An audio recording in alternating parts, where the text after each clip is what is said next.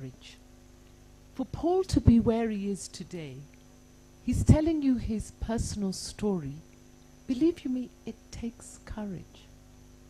Courage to have actually gone that journey. Courage to share the story.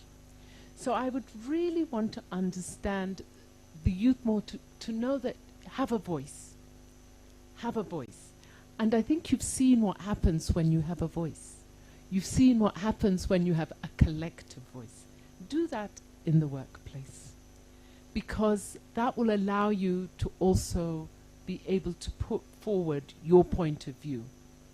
You know, Paul mentioned he was an HR practitioner at heart and what he learned, not what he is today. The jobs that are the most important today didn't even have a name 5 years ago. So when you're going to learn, the opportunities that are going to be ahead of you, that are going to be placed before you, were never even thought about when you started your tertiary education. It doesn't need to be a degree. So I think that that's very important for all of us to understand, and to understand it's not just what you need to understand, even those of us on the other side of the spectrum of millennial. So we won't say our ages, but we can anguka nayo. I don't think anybody should feel we can't. But anyway, I want you to really understand that. And what I'd like to advocate is, I think when we do mentoring sessions, which can be collective, and even having a discussion here today, try and find somebody that you can have a one-on-one mentoring session. And sometimes it doesn't need to be somebody who's too much senior than you. Find a friend, a confidant. Find somebody that you admire, that you feel is successful, and just start a relationship. And starting that relationship means you need to take that step forward. And I needed to share that on mentorship, because sometimes people have a very different view, that the mentorship relationship needs to be those who are maybe more senior, talking, I don't want to say down, but, you know, imparting words of wisdom. Let me tell you about words of wisdom. ChatGPT. We are all wise if you have a device. How do you tailor those words of wisdom? How do you make it work for you? So knowledge very soon will be accessible by just tapping on a device. So it's the way you use the knowledge, it's the way you use what you have, it's the way you use your unique self, your value proposition. So let's try and remember that. And so as we go for mentorship, I want to say, on the other side of millennial, we don't know it all. So how can you engage and also learn from us? And definitely, we're here to learn from you. Great. A round of applause, ladies and gentlemen. Thank you. And as we said, this was more about you than it is about them. So they're here to mostly answer the questions and just hear from you what it is that you'd like to learn, or one of those things that you really are curious about. So where do we have our mics? We have our microphones? Great. So if you have any questions for them, they're all ready to answer your questions, whatever it is. We already have a question from here, so if you can raise your hand so that we can see where you are, and a mic will come to you. We also have a hand up there as well. Another hand somewhere? So we're going to do the first two, if you'll allow us. Go ahead. Is it afternoon or evening? Good afternoon, everyone. My name is Phoebe from Kenya Airways, Technical Department, and I have one question for each panelist. Number one, question for our beautiful CEO.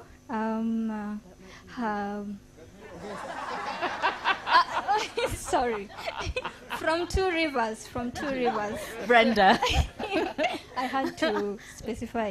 Anyway, so Brenda, how can society better support the goals and dreams of the youth? And then a question to our CEO now from Kenya Airways. You're not the beautiful one. what are your thoughts on mental health and well-being for young people? And then a question for our other CEO from KCB. How can different generations work together to create a better world for us, the youth? Thank you. Okay, so you got all the questions? Thank you. So we have a second question from, oh, we have one there. Okay, go ahead.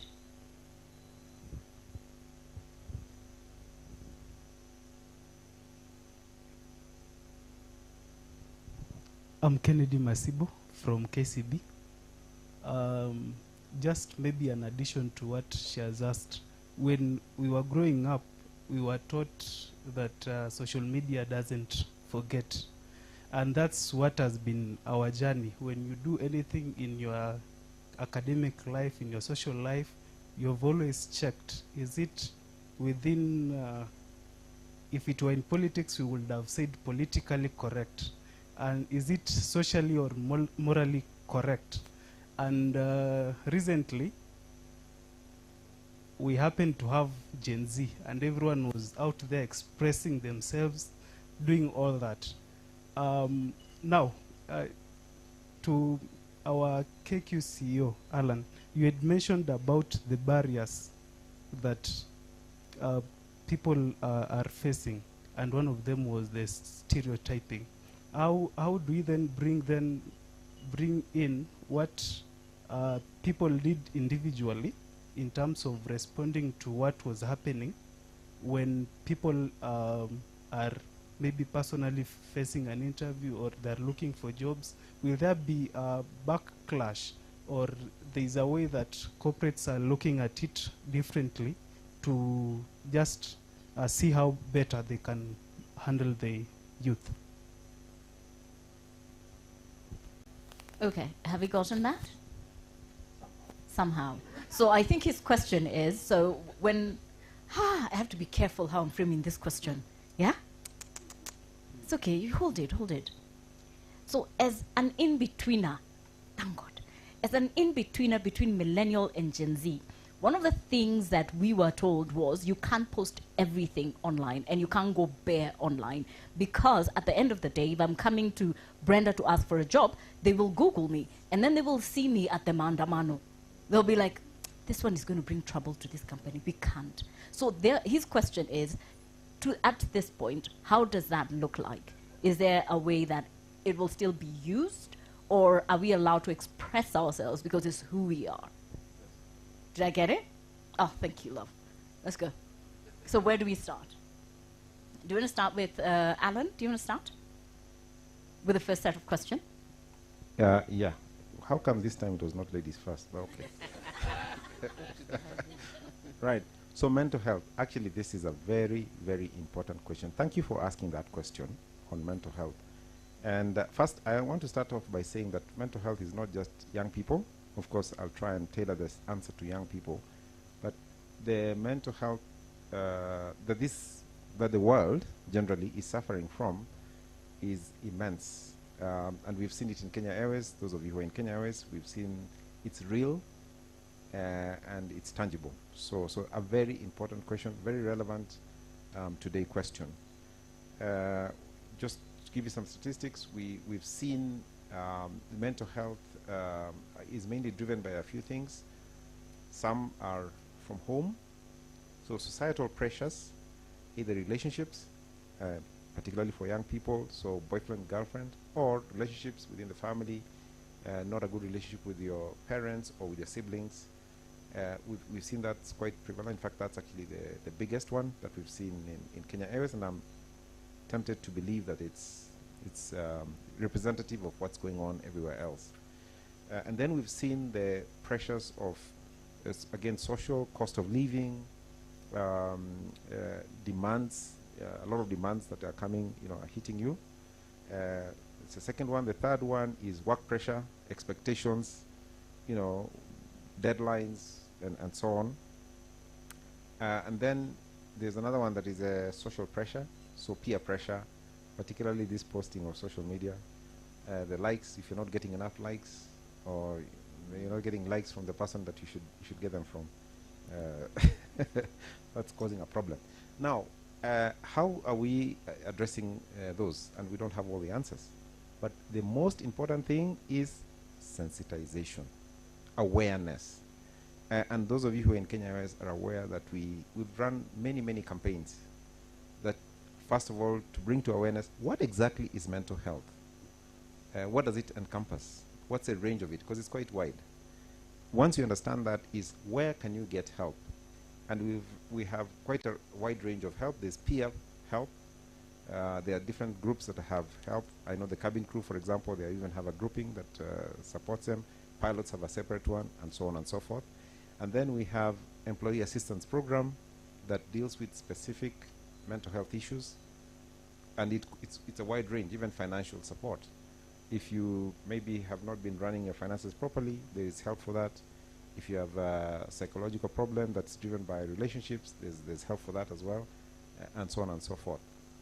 And then once we've established that and we've developed health, we also have a wellness program. In fact, your question was mental health and wellness. We have quite a number of activities ranging from the hiking club. For instance, we have a gym for decompressing. We have swimming clubs. We have cycling clubs. This is in Kenya Airways. That's why you should always work for the good company like Kenya Airways. Yeah? We have, which other club do we have that I'm forgetting? Swimming, football, cycling. Yeah. All those ones are wellness ones. I'm a proud member of the hiking club. Who is in the hiking club? No. You are not. No, not you. I know Vivian is, but Monique, no. Yeah, so those are the kind of activities that we have. And just checking on each other, just to make sure that we are okay. And so this is relevant for young people. I think because you as young people, we as young people, when we get into these spaces, there's a lot of expectation, pressure, stereotyping. So you're getting things, you're being bombarded by so many things that are around you. And the best thing for you to do is to get a valve that you can decompress. How can you decompress? And where do you decompress? And who's listening? And so on and so forth. And then supporting each other from a mental point of view. Social media. Oh, can I answer this question that I was not answering in the beginning? Social media. It is true, social media does not forget. You've seen how politicians are bashed because of social media. And I don't want to lie to you that social media will not impact you in the future. It will. However, you can mitigate. You can mitigate. I don't think anybody will crucify you for raising your voice. But I think people will crucify you for dancing naked on social media. Those are the things that will be frowned upon. Being ridiculous or being vulgar, those are the things that are really frowned upon. Those are the things that we look for. At least those are the things I look for. I don't think I would have a problem with someone who was, in fact, if anything, maybe those are the people we want in the workplace. The people who stand up and say, this is right and this is wrong. Because we want people who will keep us in the straight and narrow. So if you are doing the right thing, whether it is in social media or not in social media, it's okay. And you should feel proud of yourself. If you're doing the wrong thing and you know you're doing the wrong thing, that will come back to haunt you. That would be my response. I'm hoping your question has been answered well. Okay, great. We can go over to Brenda. Thank you. So it was about how does society, or how can society respond to the goals and dreams of the youth? So I think we can start with active listening and engagement. And again, today is a testament to that. And when I say start, I have to admit, for me, this is my first Youth Day engagement. So, well done. The other thing is we've talked about education and skills development, and I think it's very important that we truly understand digital literacy. I can tell you 100%, I am behind. I am behind. I don't get all the apps that I should be on, which actually would make my life easier. And why is that? I think I'm a little scared. But again, so do you know how I get along, or how I even started ChatGPT? Youth.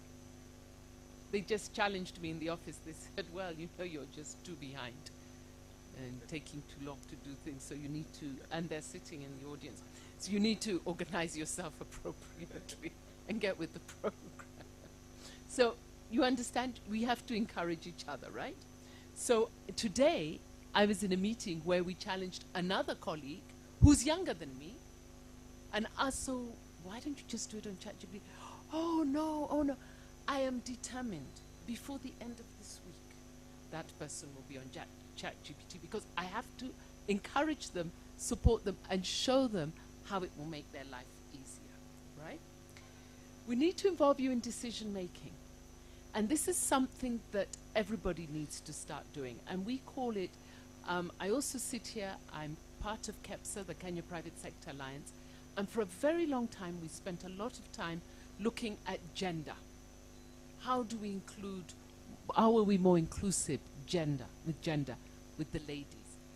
Now we need to look at the youth, and I've called it out, and we call it mainstreaming. So include it as a particular subject and focus for each sector group. So be it the sector group in banking, in energy, let's ensure there's some youth mainstreaming, that they have a voice, that they're included, that they're at the table. We need to have safe and inclusive spaces. We need to make sure that the youth feel safe to have a voice. We need to come to spaces. So I have been at a Kenya Airways event, and it wasn't set up like this. So I believe those who were looking at the setup were trying to do it in a way that would make the youth feel comfortable. Again, I hope you give feedback. Yes, this works. No, it doesn't, you know. And let's see that. We need to celebrate your achievements. So I think time needs to be taken to celebrate achievements that are important for the youth. Civic engagement and social responsibility. Activism is good. And I think it needs to be done in a way that brings good. So maybe there's times you go overboard, which makes those on the, you called us in-betweeners. What happens to those who are not in between but over? They're over us. I refuse. I refuse. Almost but not. Okay, the almost but not. So we need to see how activism can be embraced. And I have to tell you, whether we say it or not, we are proud of the activism. Well done for having the voice. And then innovation. Let's all be open to change. Because you know what? I'm the over whatever you call me. In a very few years' time, you'll also be sitting here as over whatever, right? Yes. So also open your hearts and be open to this innovation as it comes. Thanks. Okay, thank you. Round of applause for answer. And now over to Paul. So I'm analog. So I'm one of those guys who are not in ChatGPT. I have my notebook here. You know, I have to scribble, and I'm in a tie. Because, you know, I keep telling these gentlemen, they are owners of capital and managers of capital. So some of us are managers of capital. But I digress. I think I just want to start with an example. So sometime 1999, if I'm not wrong. Typical, I'm sure all of you would have done that. We visited as university students, we visited breweries. Yeah? And I think we are third year university students. And Brenda will remember they used to have a bad name for the place, but it was called a restroom. A restroom in breweries was just 5 o'clock, it's open bar. So you can imagine if you take university students to breweries for a tour, then you invite them to open bar. But actually, that was one of my biggest milestone and turning points. Because I met a brewer, such elderly called Bernard Mureithi. And as we had that conversation and he got to know me, the guy said two things to me. One, you go back, finish your school, do well, and make sure you look out for management trainee positions in Unilever. He told me a number of KQ and, you know, Stanchart. You also used to have good program, right? And we shook hands and we left. A year and a half later, I was a graduate trainee in breweries. But most importantly, I retained relationship with this mzee. We are in the same chama today. He's 67 years old. And I've learned a lot from them. Back to the question. The question was about how generations can work together. It's very important to ensure that, in my view, that those who, what was the name, Brenda, again? In between those who go, in between us, forget-me-notters. I don't know, they've got right? lots of things they're calling us. That we remind those people that they have a responsibility to lift others. Because if we went around and checked with Alan and everybody else here, they are where they are because somebody gave them a shoulder to stand. So we have a responsibility to do exactly that. The second point is those of us who have responsibility on organizations, we must be intentional in building inclusive organization. And Alan has just highlighted that some of the things that is done in Kenya Airways and what you guys do. Those of us in positions of responsibility must put in policies that support and build that work environment. But most important, and I think we misuse this word called engagement, but we must create forums and positions and opportunities for individuals to be themselves and to express themselves. Right? If we don't value diversity, giving people to express the opportunity to express themselves, then they cannot be masters of their destiny. So if you want to constrain people because to be roles, let me tell you, one of the most boring jobs sometimes, and sorry if my team is here, if you think about a teller in a bank, right? If you think about a teller in a bank, you can write a job description with 3 sentences. 1, open the till and receive money or pay out money, smile and give leads. But it's the responsibility of the leader to make jobs meaningful.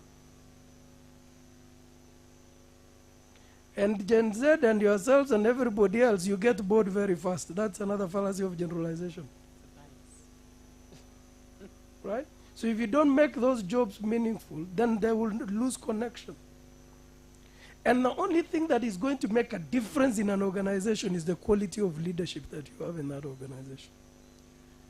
So I've answered you a long way, but if I was to give you one answer, we must take interest in the people that are in the leadership in the organization if we are going to make intergenerational work environment to be right.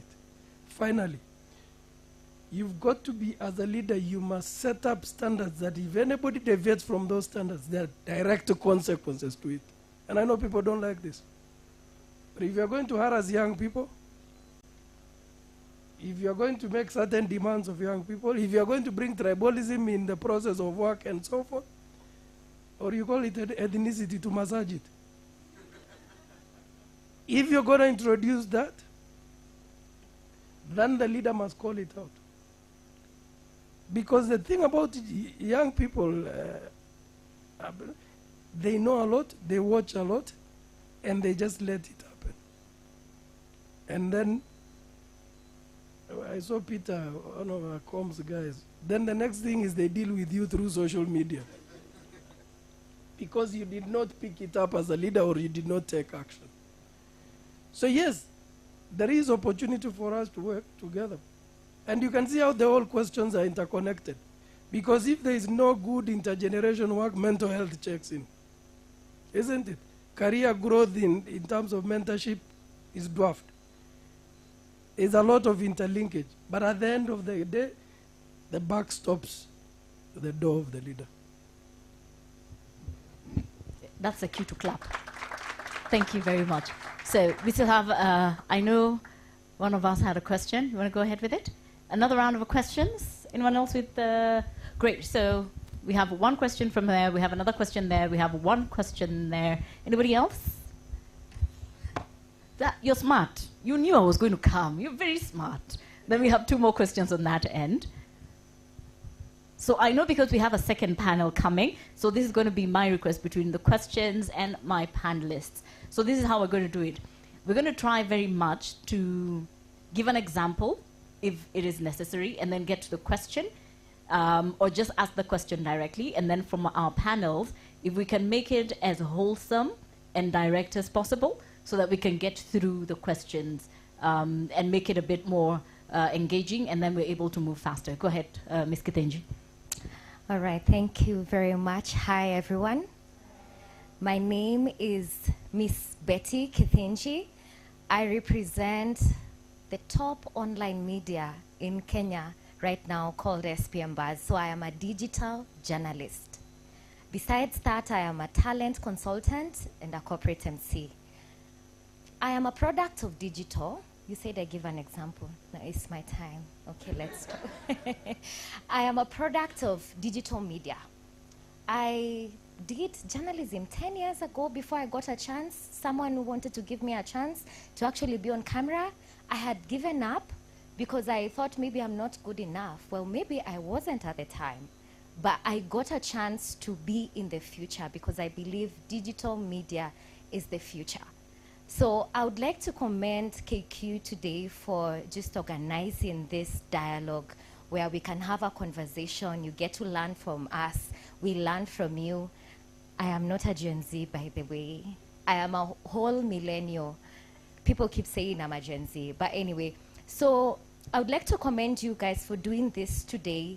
It means you're not only connecting us to the world, you're also just bringing us together to exchange ideas and just be great at what we do. So thank you very much for that.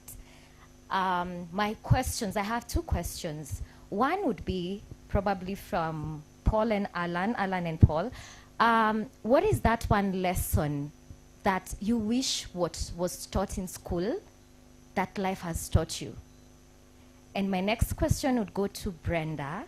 As a lady in leadership, what are the ways that you use to navigate the biases that come with you being a woman, the stereotype?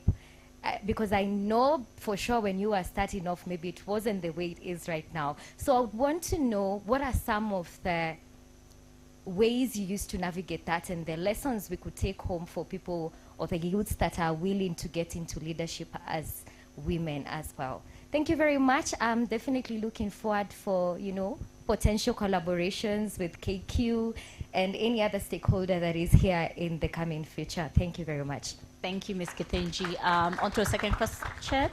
You have it? Go ahead. How are you? Naisola Kantai from Kenya Airways.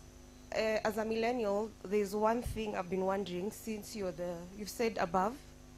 There's a problem you're having with us millennials and the youth about alcohol abuse.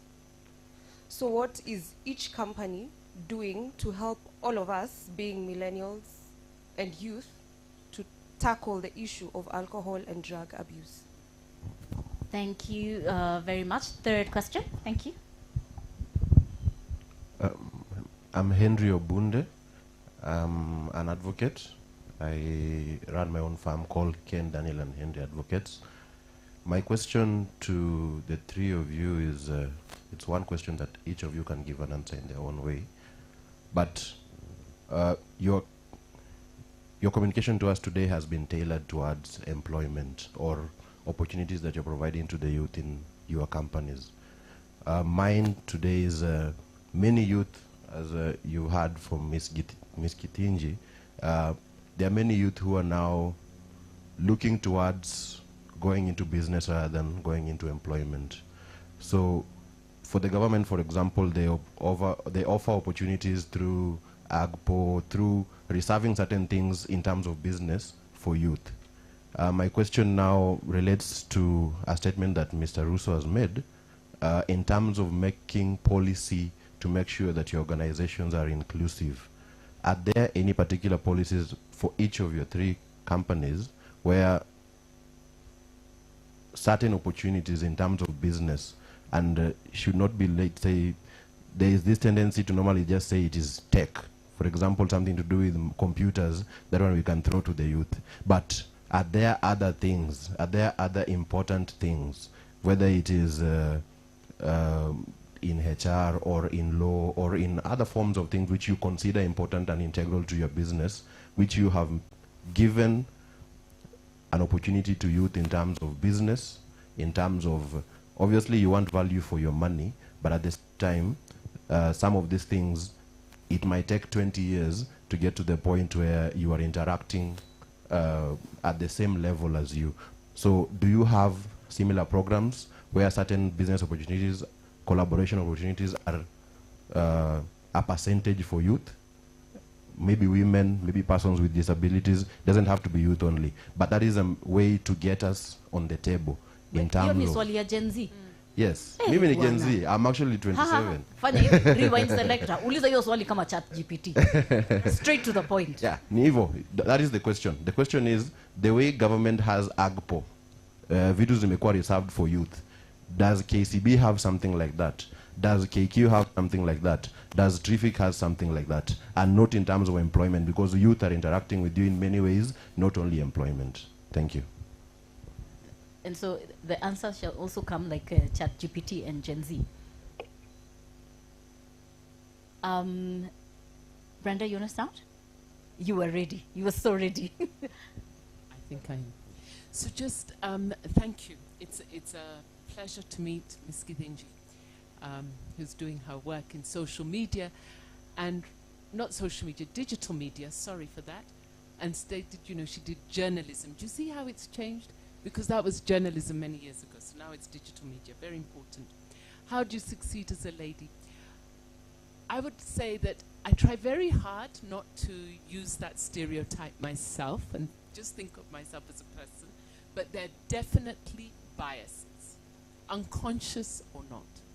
We can start with being deemed as ladies as being too emotional, but I would say we have emotional intelligence.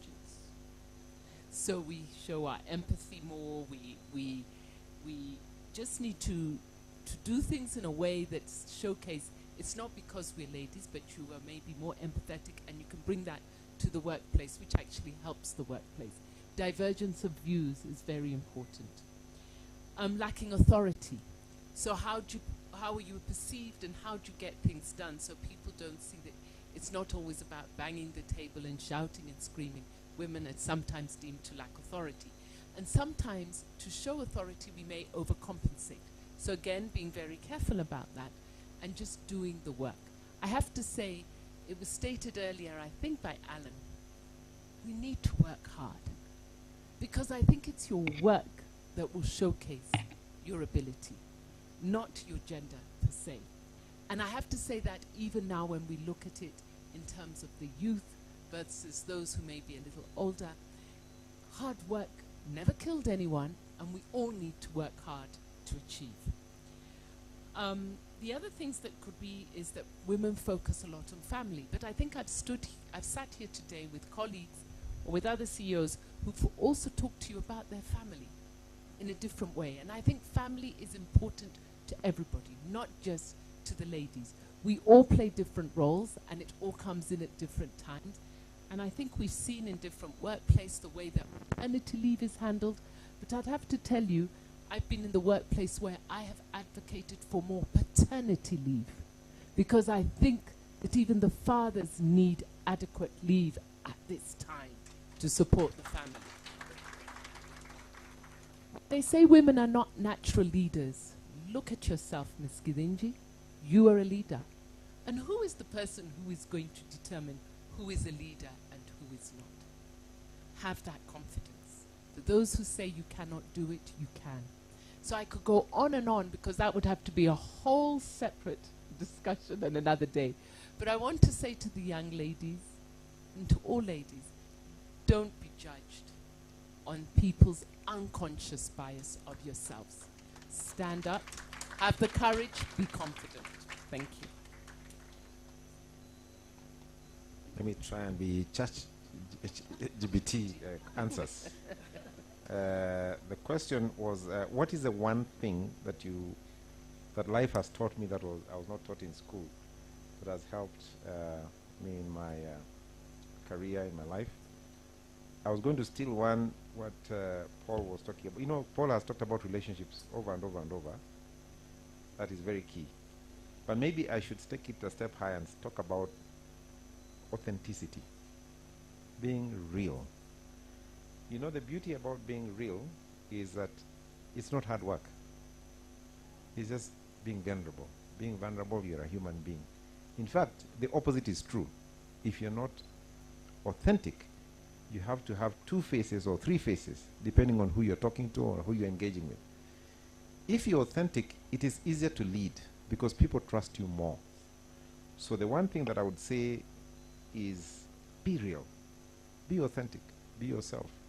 I don't think young people struggle with that a lot. I think we teach them not to be as they, get into careers and as they become older. So that's, I hope that was ChatGPT. Alcohol abuse, alcohol abuse, drug abuse. Okay, so on this one, it is actually linked for the most part. Sometimes it's just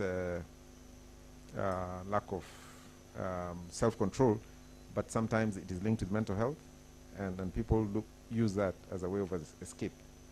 So we have a program in KCB.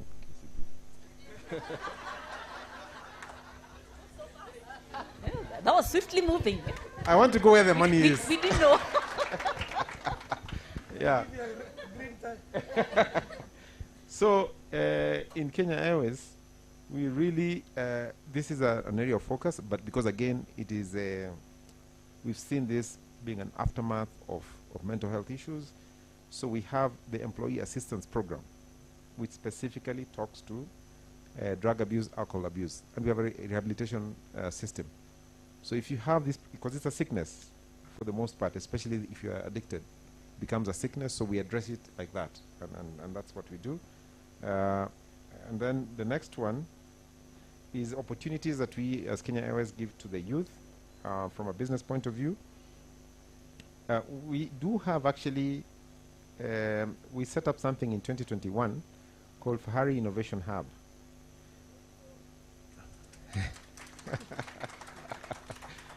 So Fahari Innovation Hub is the first innovation hub of an airline in Africa. And so far I think there are only 2. I think there's only Kenya Airways and Egypt Air. We're the only 2 airlines in Africa which has an innovation hub. The idea there being to tap into new ideas and then convert them into opportunities and eventually business opportunities. Why is this relevant? First of all, because most ideas anyway are coming from the youth within the organization. Good ideas. But we also did a second thing. We decided to partner with small and medium-sized organizations, because most times you want the idea to develop to a point where we can implement easier. Because if you bring it within a large organization like Kenya Airways, sometimes it becomes clunky. It becomes difficult because of the bureaucracy within the organization. So we take it out of the organization, have it run separately, and then developed up to a stage where we can easily implement. I can give you one example. So we had a youth. He's definitely younger than 35, who had a fantastic idea, but did not have capital and did not have opportunities for marketing opportunities. So his idea was to convert plastic waste to diesel. And then so we saw that was a natural fit for us, because we have a lot of ground machinery which we could use the diesel for. So what we decided to do is to give him space within organization in our main, we call it base. We built the whole unit for him, recycling unit for him. And so all he needs to do is to bring the plastic, then he processes the plastic, and then he produces what is called pyrodiesel. So that pyro-diesel, we are going to be using it for our generators and for our ground equipment. And it benefits us because it is cheaper and it's cleaner. And of course, we are also cleaning the environment because we are removing plastic waste from the organization. But we are the first people. After we have proved the pilot, then we will help him to market it to other organizations. So he benefits because now his idea has come to fruition, because now he's in business. Then we also benefit because we take a portion of the equity in that company, and when we market and sell, we also will be making money. So that's how we are partnering. That's one idea. We've done one for roaming. It's called Roam Buddy, and many other ideas that we are developing in our innovation hub. So that's how we are helping. And then yeah, so I'll try to be quick. If there is a subject that I would like, I wish I was taught, is a subject called collaboration. See, the problem is we were taught to be number one, number two. In Mangu, there was something called PID. If you are not in the top 10 to walk around, to go around, those of you went there, right? So it just breeds competition. And no wonder those guys who are not in those top 10 are actually better human beings. Those guys who played more football, more rugby, more hiking, right, turned out to be more balanced because you've wired people to just compete. And I think that's an issue. The other one that I wish it was taught differently is communication. I think everywhere we are taught communication 101. You then went to the university, you found the same communication 101. But then you come out in knowing not how to communicate with human beings and everybody else. It's like you're going to ground one. How I wish that that communication course was more relevant for the real life. In terms of, just to touch on substance abuse, I guess at the end of the day, if you have a responsibility to lead human beings at any level, you can actually pick out signals that somebody is getting out of the way. And how you make that your personal responsibility to pick out those signals and the person can get help early enough is the only way we can address that. What we tend to do is to see it as fashionable that the person is going out every single day. Yeah, I don't mind if you go out every single day. But I can assure you that it's going to be disaster downstream, isn't it? So how do you pick, what are those signals? And we need to help our managers to be able to, without intruding. No, I'm not asking managers go and say, oh, jana ulipitia wapi, ulipitia ka. No. But there are enough early signals that we can use to help people, genuinely. And I think Alan also did mention, when you're authentic in the way you want to help, people will respond positively to it. And I think just I mean, there are a number of examples I'll give. One of the, I know this might sound a little bit because people are told to go and look for work elsewhere. But one of the things that we've done extremely well as KCB is on the program of Tujiajiri. Every single year we roll out at least 10,000 youths, one trained for whichever area they're interested in, whether it's barber, mechanical, electrical. We take you for attachments and through, one of the TVETs, and you go through that process. We also give you tools to establish, and we give you initial seed capital. The problem is a few of them will go and sell those equipments, but it's okay. Out of 10,000, I'm sure 8,000 will make life. I think the last time when they graduated, I don't know, Peter, one that we did in Kasarani, we had one lady who is now employing 20 in Machakos as a result of that. Yeah. And she runs an electrical workshop. The other bit is what we talk. You must have seen some flyers on Flame, female-led and managed enterprises. Product that is just for women. Sorry, guys. I don't think you pay well. But I'm saying we've got a product that now runs across the 7 markets that we operate in, just to support female-led and managed enterprises. It has one of the best repayment rate. Let me say this side, south of Sahara, north of Limpopo. The lowest impairment, the lowest NPL of any of the products, but yet very thriving businesses, right? Now, particularly if you come to youths, and I was just starting with billionaire. I hope he'll have his chance to He's about to come on. He's about to Yes. come on. Because if we do not support young people to commercialize the way Alan has said, it's good to have an idea, but we don't help them to commercialize those ideas. The next thing you're dealing with is depression and mental health issues, right? And then, while we all agree that it's okay to anguka now, then it goes overboard because there's no control in it at the end of the day, isn't it? So, and it's not one organization that is going to be a solution for this country, for youth. It's going to take every single organization to show up.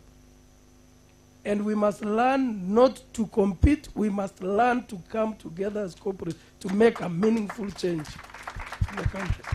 Because at the end of the day, we need to pool resources, make them meaningful, scalable, isn't it?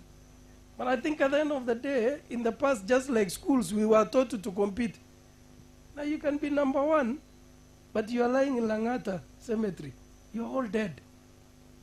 Because one of the things that this country is struggling with is having any new corporate. And Alan here is a finance person. You tell me when we got a new corporate. So we must go back and lift micro SMEs up without competition. And that for me, it's not a one organization thing.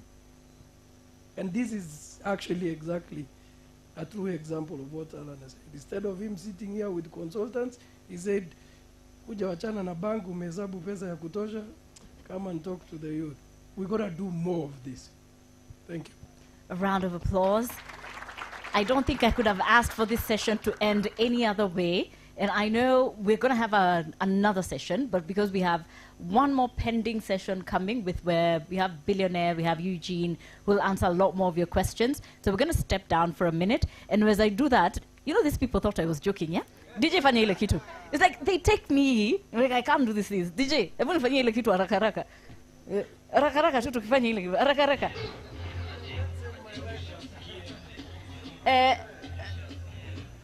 Kuja uwaonyeshe waanguke nayo hapa. Watu wameketi, wamechoka.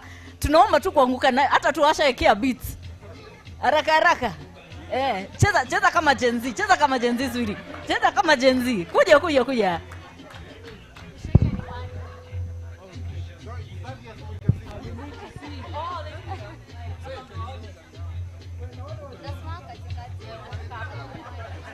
Haya, twende.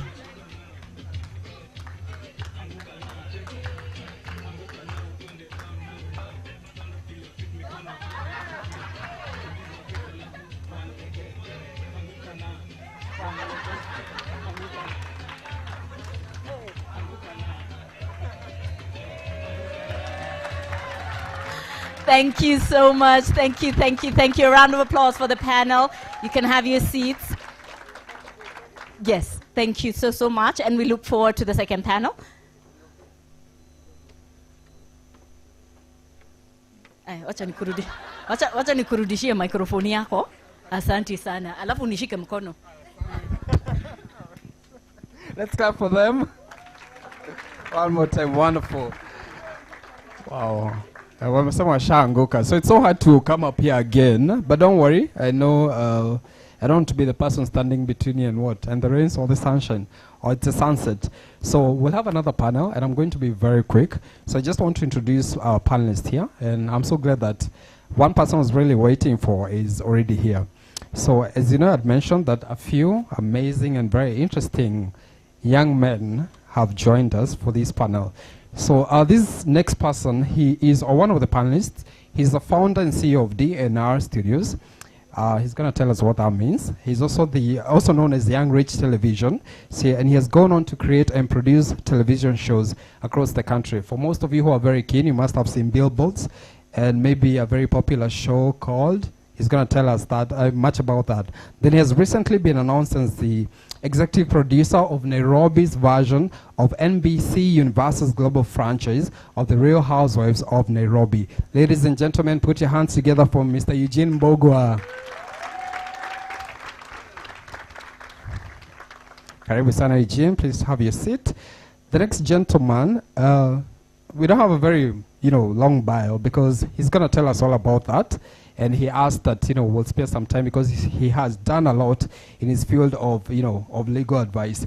So this next speaker or panelist, he's an advocate of the High Court of Kenya. He's currently practicing as a partner in the firm of Odongo Okal and CEO Advocate, much like maybe the real life suits for those of you who watched that series on Fox or on NBC. So let's welcome Mr. Solomon Mukwana. Ladies and gentlemen, let's clap for him. Then this next panelist needs no introduction. I've been told that all of you know him, but I will just introduce him anyway because it's the best thing to do. He's the CEO and founder of Cycle Africa Bikes and Events, a company that significantly impacted the cycling industry across Africa. So maybe for the joyriders, do we have joyriders here today? Do we have joyriders here today? KQ riders, I'm being corrected. Okay, do we have KQ riders?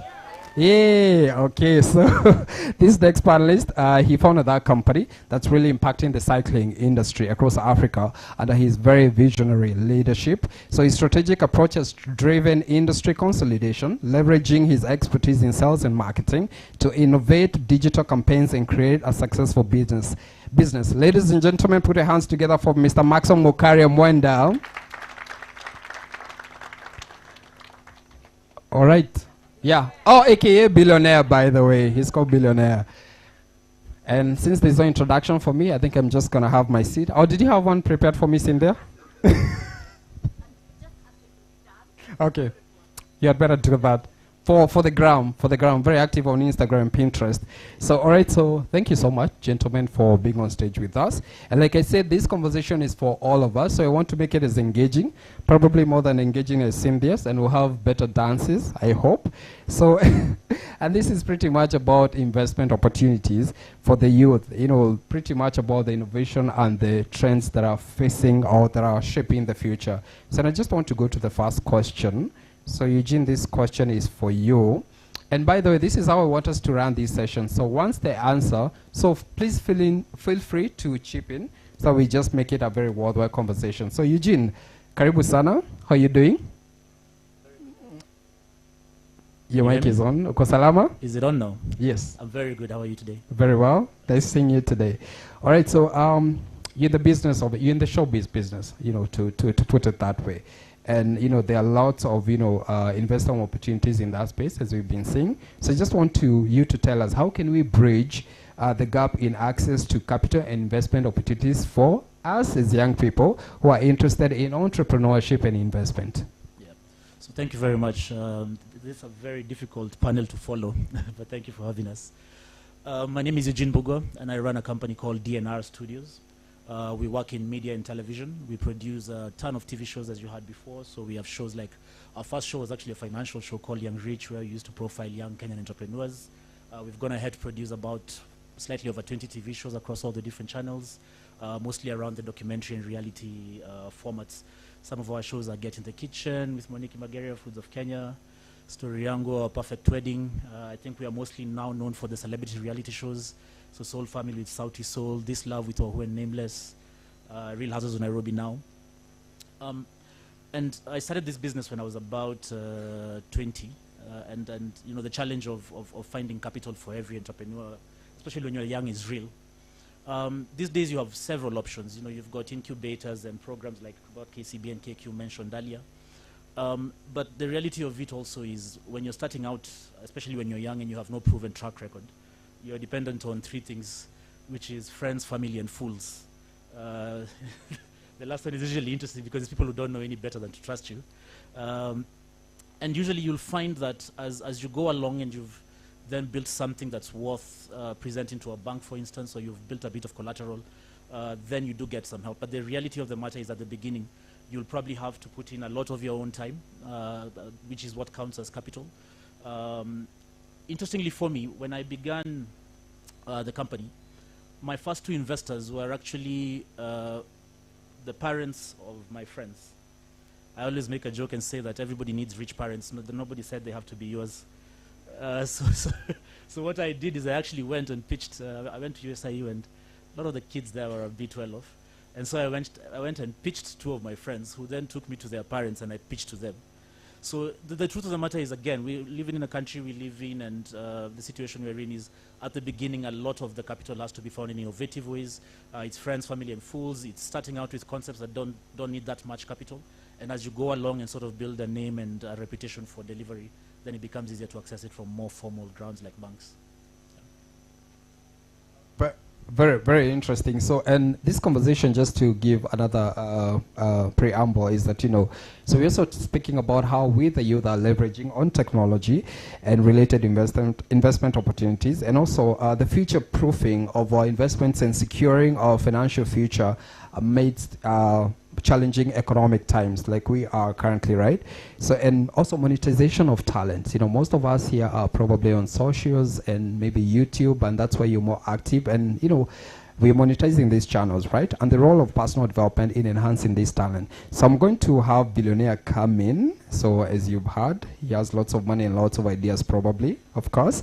So Maxwell Mokaria, tell us. So in the face of economical challenges, what strategies or investment vehicles do you recommend for young individuals to future-proof their investments and secure their financial future? Hi everyone. Again, I want to say thank you for inviting us here. The question of future-proofing your investments. First of all, I think as young people, we have this challenge of investing. We're saying you're coming from a point where you think there is already money to be invested, but we need to go some steps back. If we are really with ourselves here, people who are working in KQ, who has $1 million bob right now to invest. So we need to go some steps back to how do you get that money first of all to invest. And again, as Eugene is saying, when you start from scratch. Again, Psycho Africa Group started when I was in campus. Like when I joined first year is when I started the business. And from there it was struggle and struggle and struggle, because you go to a bank, KCB has been my bank from then, and they tell you, yes, we know you have a business, but your financials are not looking good. So go work harder, come back.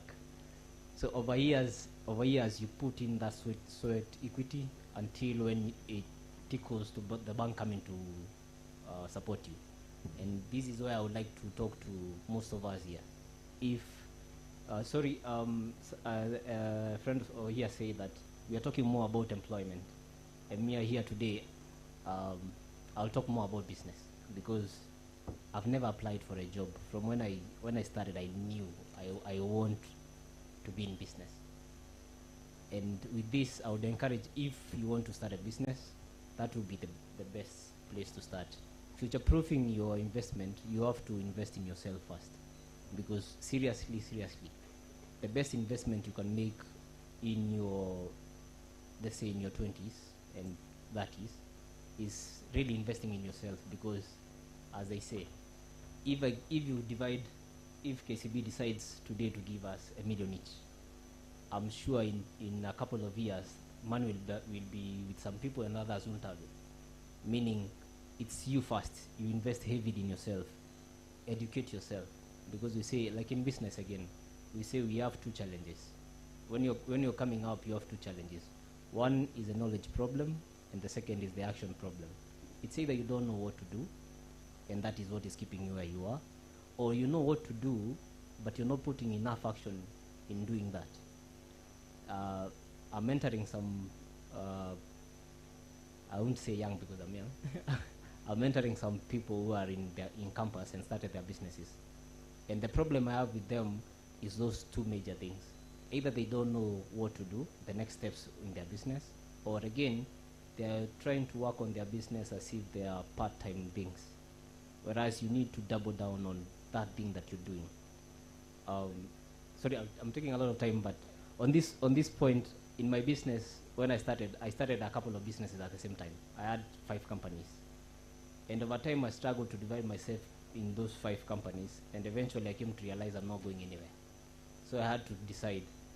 We call it killing your darlings. I wrote all of them on a paper and decided which one do I want to go with.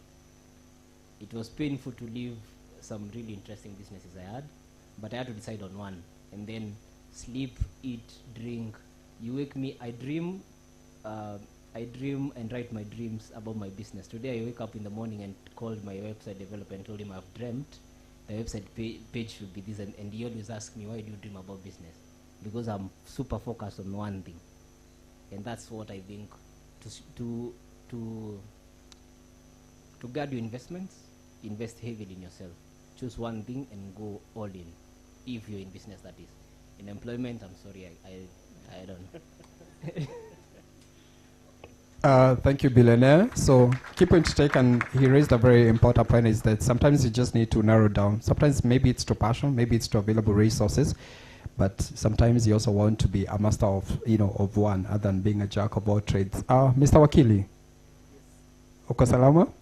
Niko salama. Let me give a very short story. I have a lawyer friend of mine, and for those of you who watch Suits, the show, perfect. So, and I kept thinking that that's how Kenyan law courts are, but I was told they're not as dramatic because it's a show, and number two, because the stenographer, the person who takes the notes, you need to speak very slowly, otherwise you may lose the case because some details just, disappear in the air. Is that really the case? Can you tell us?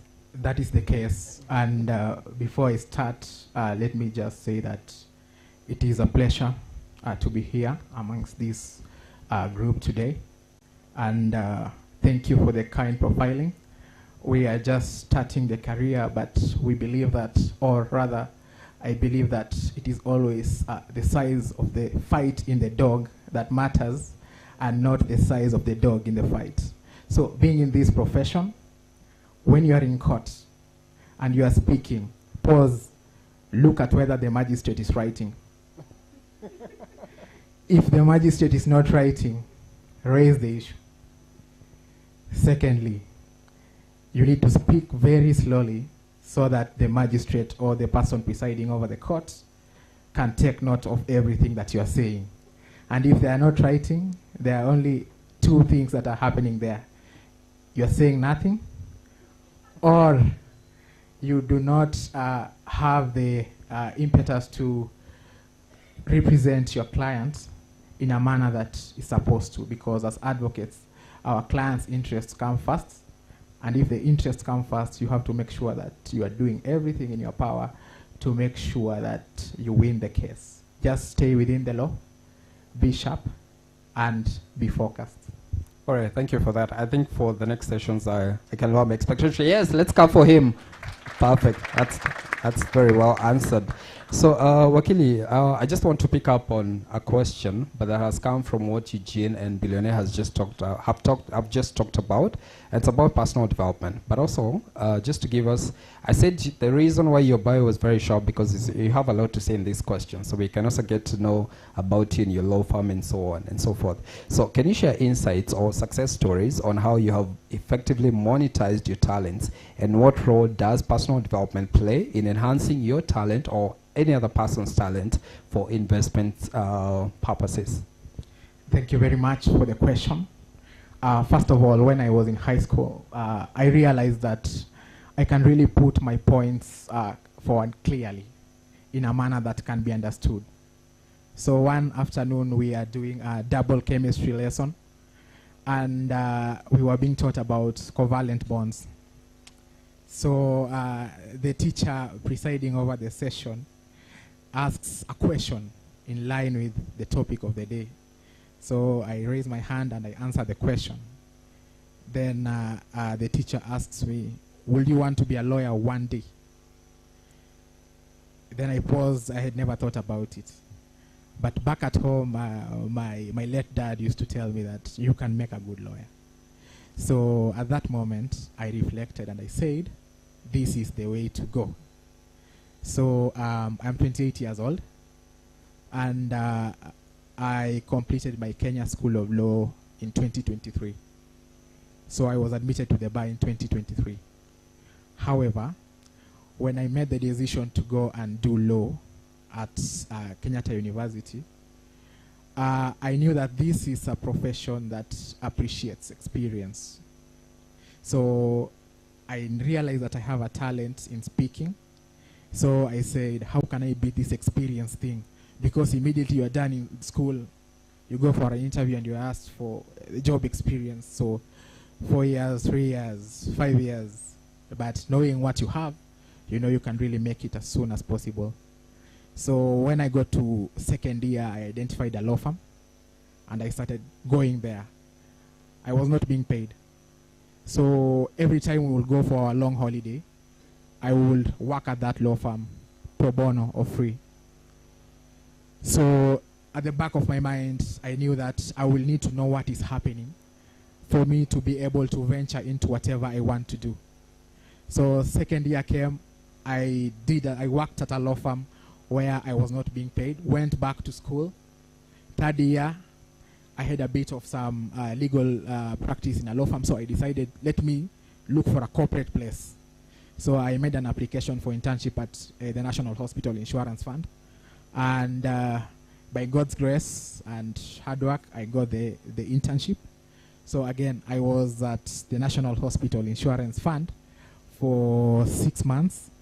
Again, I was not being paid. I was volunteering to work. So during my second year, I've seen how a law firm works. During my third year, I've seen how the corporate industry works, because at NHIF, you will only do corporate things. After that, I went back to school, focused on our fourth year. It is really vigorous, and it requires so much time and so much effort. So I completed school, that is degree. Then I went to the Kenya School of Law. So when I was at the Kenya School of Law, there is this program called pupillage that is usually offered. So before I even got to that program being offered, COVID-19 was a blessing in disguise. All our lessons were online classes. And unfortunately at that time, my dad was also very sick, so I had to find a way of balancing the two.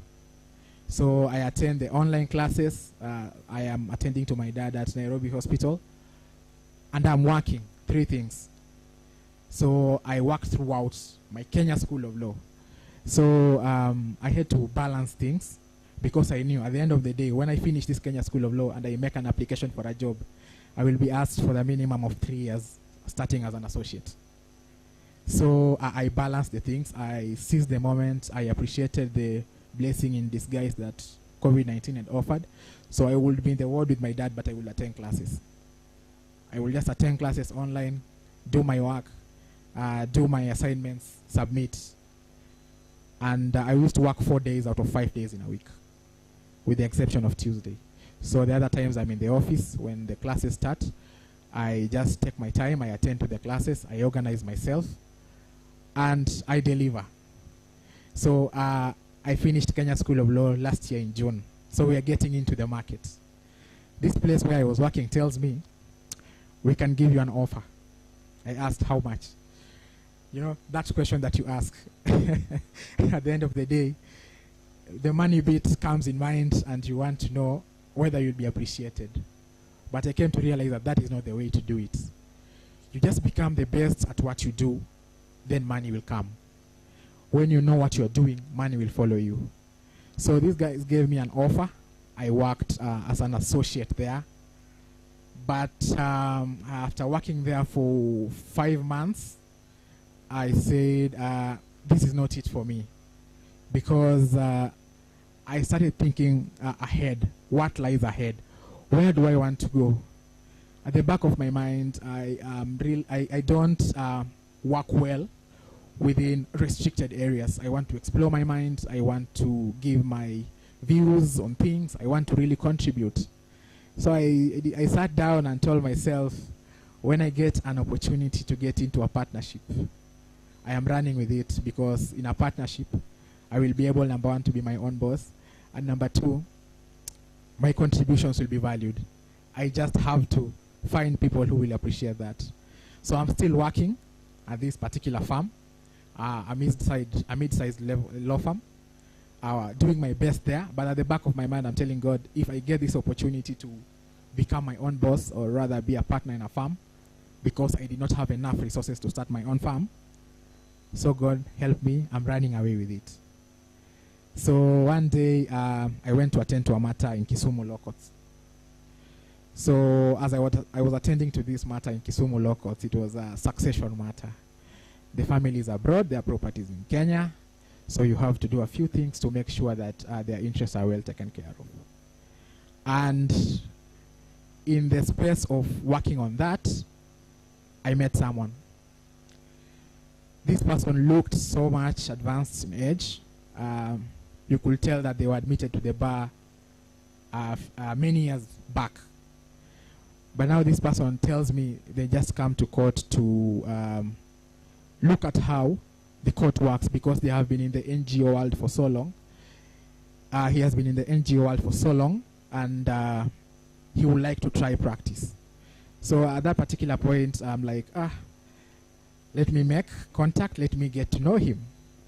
So I get to know him, we talk.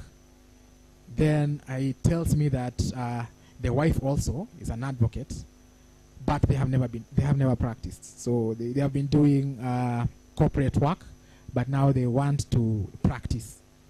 So I told them I'm in the practice field and we can be in touch. I don't have a card right now, but I can give you my contacts. So I gave them my contacts. So when I got back to Nairobi, that was towards the end of last year, around November, they give me a call and they tell me that they would like to try this partnership thing. They did not say a partnership, but they said we would like to work with you. So I said there is no harm in going to check out what this is. And like my mantra says, it is not the size of the dog in the fight, but the size of the fight in the dog that matters. It doesn't matter whether they have so many years of experience. With whatever I have, I will seize the opportunity and run with it. So I go there and they tell me that, the wife tells me that she wants to get into a partnership with me, whether I'm interested. I told her I am interested and we can work on something towards finalizing that arrangement. So she asks me, when are you admitted? I tell her it was just 6 months earlier because it was in June. So I tell her I was admitted in June. So that is towards December. So I tell her I was admitted in June. She was like, what? June? Then at that point, I said, there is no harm in being truthful and saying what is in your heart and what is, rather than what ought to be, because at that point they would like maybe to have someone who has been in the industry for so long. So the husband says, but I saw you arguing that case in court. No. You couldn't have been admitted in June. That is a lie. Show us your practicing certificate. I showed them my admission certificate instead, and I told them, I'm still a newly admitted advocate, and this is what I have right now. So I was admitted in June, and this shows that I was admitted in June. No. That you don't look like someone who was admitted in June. So I said, maybe my good luck went ahead, and God was with me in that particular moment. So I told her, let's do this. Let's do an agreement for 6 months. Partnership, 6 months. We see what comes out of it. If we are good to go, we shall move on. But if you find it, the arrangement not suitable for you, then we shall put an exit clause in that agreement that will be favorable to both of us. Let's take it as a probation. Let's go 6 months. So in December, I have... And I know the next part is going to be part of a question we're going to ask you. Yeah. So do not preempt your very interesting story, because there's a question right there for that. Yeah. Which you want to continue with the story, guys, right? Yeah, so just hold it there. Okay. So you've heard his story, right? If, sticking to the guns was a person, that's him, right? Let's clap for him. Perfect. So this next question starts to you, but let me give you a breather so we can go to Eugene. So at this point now, we are on to our level 2, which I call Sasa May Make It. You've heard their stories, right? So one is a producer, he's done amazing shows. The other one is a lawyer, he's a partner, so at Okal and Company Advocate. Then the other one is a billionaire.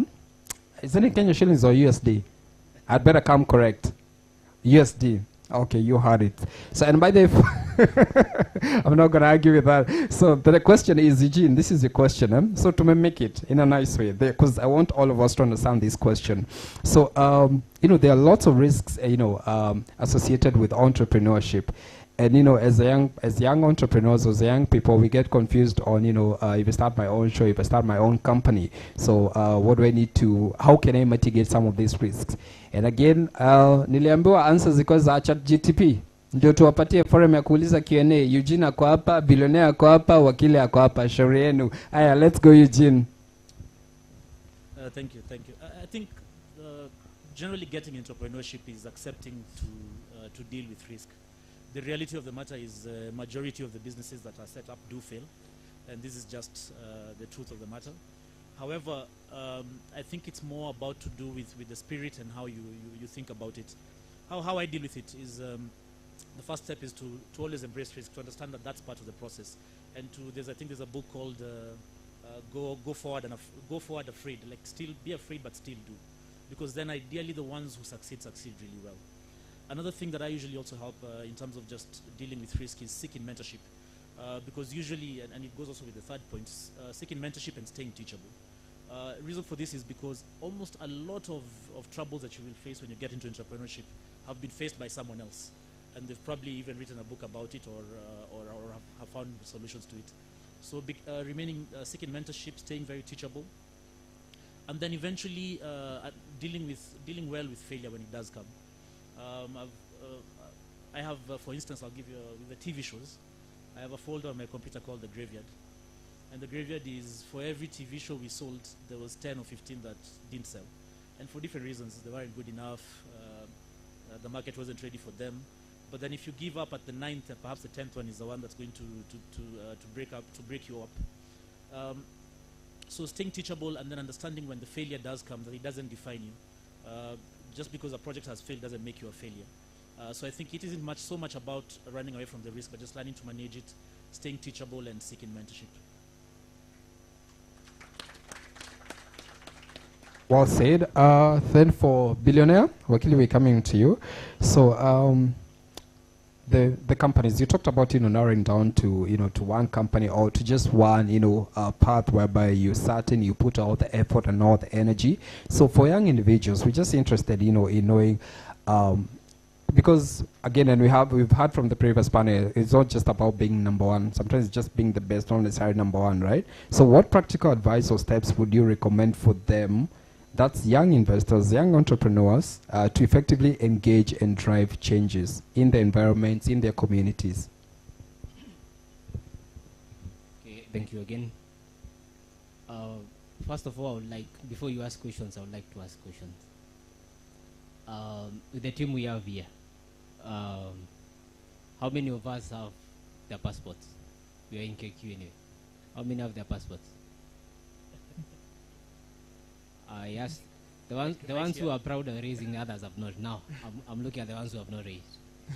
Second question, who among us has their business they're running somewhere? Even if you're employed, you're running a business on the side.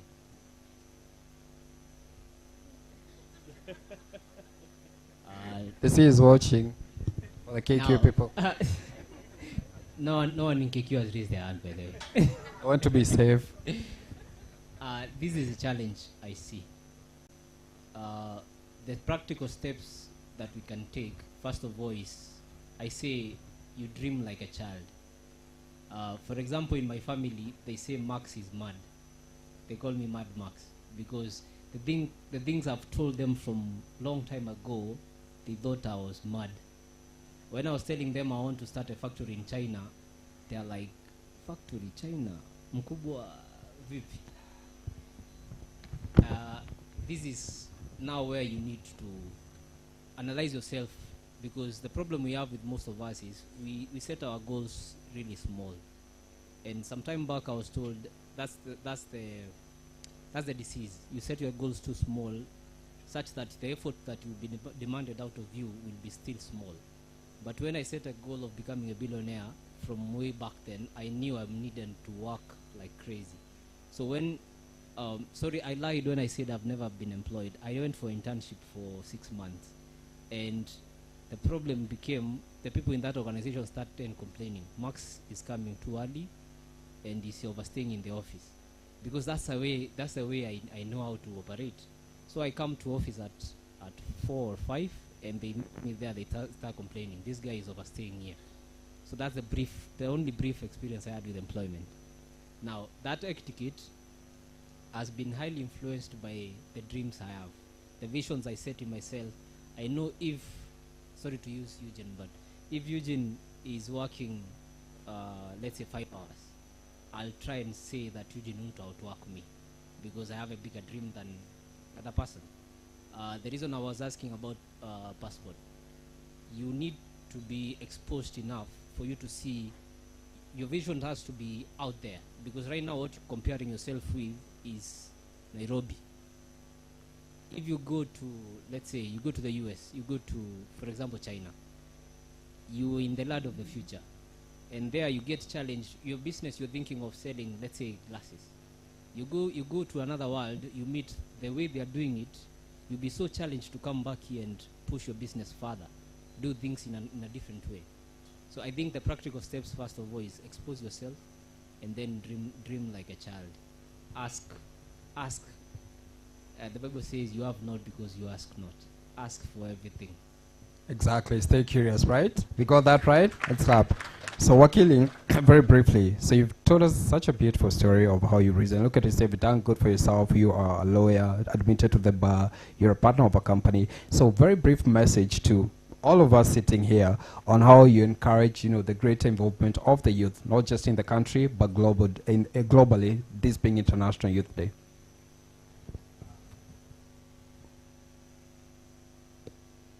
Pardon, I did not get the last part of your question. Yeah, so I'm saying from your perspective as a lawyer, you've told us such an amazing story. You've made it well. You're a partner right now. So what message do you have to us and all of us in this space on what your message rather on encouraging the greater involvement of the youth, not just in the country, but globally, today being International Youth Day? Thank you very much. First of all, happy International Youth Day to all of you. The youth globally is a force that, if it is effectively used, it can change the world. Here in Kenya, being a major player in the global field, in commerce and in other related areas, the youth have given out their best. The youth have risen up to show us that whatever they want to do, they can do it as long as they are determined. To involve the youth in the current spaces, economic, commercial, and all the other areas, both in Kenya and globally, the biggest barrier when it comes to the involvement of the youth, even investment opportunities, is compliance. What do I mean when I say compliance? A 23-year-old here in Kenya has identified a business opportunity. This 23-year-old wants to venture into that business. The moment they want to start that business, there are so many things they have to tick for them to start that business. This youth can be easily involved, can easily be involved in the investment opportunities if an enabling environment is created. What do I mean? In Kenya, we pay so many taxes, and I'm not against paying taxes, but we pay so many taxes. And in other areas, like the marginalized sections or the marginalized community, there is this particular positive program called affirmative action. If I am starting a business at the age of 23 years with very limited capital, why do I have to tick through all those boxes that a 50-year-old is supposed to tick when they're starting a business? We can always encourage affirmative action in these areas. We are not asking to be favored, but we are asking for an enabling environment to be created. So the government in Kenya and all the other governments abroad, if we can only create an enabling environment, then the youth shall be involved in every sector of development in this country and globally. Perfect. Thank you very much. So we're going to, thank you. Let's clap for Wakili. So we're going to delve very quickly. So I have 5 minutes because I don't, again, I said I don't want to be the person standing between you and your sunset or the sunshine, because it rarely comes, especially given the weather that we're experiencing. So just 5 questions, and I can limit that to 3. So there's a quick question. We can have pass the mics around. Okay, there's a question just next to me here. Let's go for it.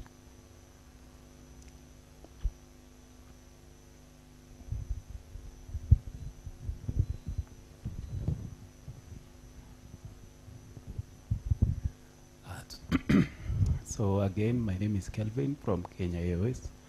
So I have a burning question, and I think now that we've done 2 panels, it's the best time to ask this.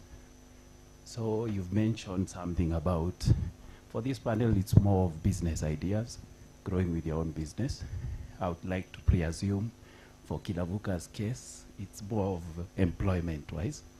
So now the challenge we're having as youth is, do we follow the career or do we follow the money? Which is which? Because you find, just yesterday, through our online platforms, there was a youth who had a number of qualifications, including IATA training courses, but you find him saying, whatever job I get in KQ, I'm ready to do that. So my question is, what advice do you have for us as the youth? Because at times we are desperate, we'll do anything. And then once we are in, what do we do? Do we go for the career? Do we follow the money? Because at times you find they don't go hand in hand. It's almost like inverse instead of directly proportional. All right, thank you. So maybe we can get... Yeah, so just 2 more questions, then we can close. So there's a question at the back there. You can pass the mic. Oh, okay. 2 or 3. Okay, we're done. Yes, please. My name is Wendy.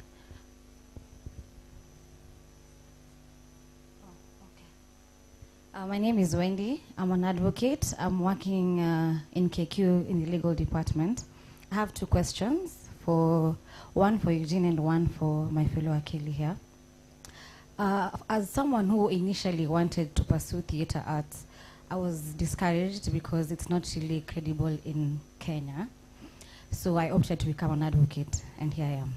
So my question is, in this day and age right now, how do you mitigate, or rather, how do you differentiate clout and talent?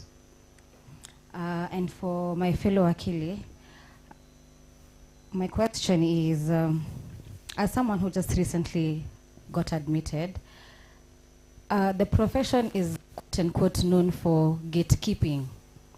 Most seniors don't really like holding hands for holding the junior lawyer.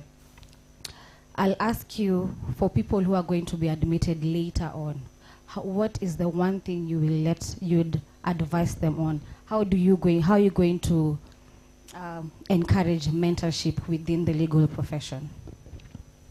All right, in other words, can you give her a job? I'm joking. So, because she's a lawyer. All right, so by you asking 2 questions, you need another person a question. So we'll take the very last question. Yes, the gentleman at the back. Ladies and gentlemen, God is good. All the time. And all the time. Yeah, my good name is Omwanza, son of Omwanza. Or for those who have never sent me M-Pesa, it's Dr. Babazuri. First, I want to appreciate KQ for giving us an opportunity to be here. I'm a student leader for all universities in Nairobi, colleges and tertiary institutions, including CBC and Sunday schools. Yeah, I want to appreciate, thank you so much. I want to appreciate you because when I saw the invitation, I thought you were going to JKA. Actually, I got lost. I went to JKA for the first time, and I was happy I had to come back here. But thanks to KQ, you're doing the Lord's work, and you'll go to heaven. Now, my good question. I'm asking this, I'm sorry I came late, I didn't ask the first panel. Maybe I can ask you, and maybe if I'll get a chance, I'll hear from them. As a student leader, comrades are suffering. And we as comrades, you know that comrade is always right, and is never wrong, right? And when you think he's wrong, refer to number 1 and 2. So we are suffering, and I'll ask you, as we talk about the youth, today we are talking about the youth. For the first time, we are having a different kind of International Youth Day because of what has been happening recently. And the majority highest percentage of the that make the youth are comrades in campus. Personally, if I can give an example, I went to school and I did my political science first degree in multimedia university before going to MKU law school. After that, why did I go back to do the second degree? Because hakukuwa na job. Mimi nimezaliwa hapa Mukuru. Hata nionge Kiswahili ndio watu waelewe, watu wako home na kila mtu. Nimezaliwa hapa Mukuru, hakuna job. Tunakuja hapa tunaongea, oh we are doing this, oh we are doing. I want to appreciate KCB. KCB has supported comrades in terms of events. But again, sisi wenye hatuna connection, wale comrade ametoka Ushago, ule kienyeji ametoka Western, ule ametoka Kisii, yeye atasaidikaje kupata hizi opportunity? Because when we say we are coming and investments, unaona wale wase huko mbele, mwingine ni billionaire, mwingine sijui ni CEO, sijui nini. At 20 walianza hizo. Mimi at 20 kitu nimeanza ni relationship yenye iliisha. So yeah, I'm just asking, I mean from the layman's point of view, I came here late because I had an exam. From my MKU law school. I was doing my first legal system. My fellow colleagues know that. And why did I go to do that? Of course, hata kama niliandika rumors, kudanganya tu lecturer, confirm na nipe marks. There are many students, many comrades who did not sit for the exam. Why? Because they could not pay school fees. Some of us work day and night. You remember the case of my good friend, the one mwenye alisalimia askari huko Kiambu Road, akamsalimia kwa kumpiga askari ndio alisonga karibu na mikono yake. Why did he do that? Baba Zuri, Let so me I think finish we're kindly, digressing cause in a minute kindly, as I finish kindly. Why did I'm just giving this example because these are the issues that took us to the roads. As comrades, these are the issues that made us suffer. So I'll ask KQ, I know you're giving attachment to my colleagues here, you're giving internship, but kuna ule comrade haezi fika JKIA. What are we doing for them so that wapate hizo opportunity? We have comrades who have a youth-led organization. We have comrades who have projects that they can do. From the Kenya University Student Organization, as the Nairobi coordinator, I'm requesting, considering number 2, expectation of the email that you sent to us, we are coming here for opportunities. I'll want to hear those opportunities so that I take back to my comrades. Wonderful. Thank you so much for your question. So to just go over quickly the questions. So Eugene will direct this to you, so we also get to move faster. So we've been asked about career or employment. From experience, tell us. It's a very interesting question whether to seek employment or go into entrepreneurship. And I think there's no right answer. There's no right or wrong answer. Entrepreneurship requires a certain kind of personality. It depends on your risk appetite. And the reality of it is you could find immense success in both. There's entrepreneurs who strike it rich, many who don't. There's people who go into the career world and do it very well, others who don't. In my personal experience, I have never had formal employment, and it's not a thing I'm proud of, because I run a business now, and there's a lot of challenges that I face that had I worked in a more structured, bigger company, that I would have had better experience with that. So I would say take advantage of the opportunities that are available for you. Be very honest about your personality type. If you are the person who likes security and wants to work in a structured way, there's definitely a way to find immense success in a career path. If you're a person who's a bit more risk-taking and a bit more curious about the world, then you could go out and create something. But I think also above all is that there's no harm in pivoting down the way. There's many people who go into careers and then get into entrepreneurship and vice versa. So I honestly don't think there's a right or wrong way. It just depends on your personality type and your risk appetite, and also what opportunities are available for you. Wow, very, very well put. Let's clap for Eugene. So Wakili, hii maneno ya passion, umesikia, tuambie in one sentence, tufanye nini? What do you advise the lady? Haraka haraka. I will respond to your question. I think that is the one he's referring to.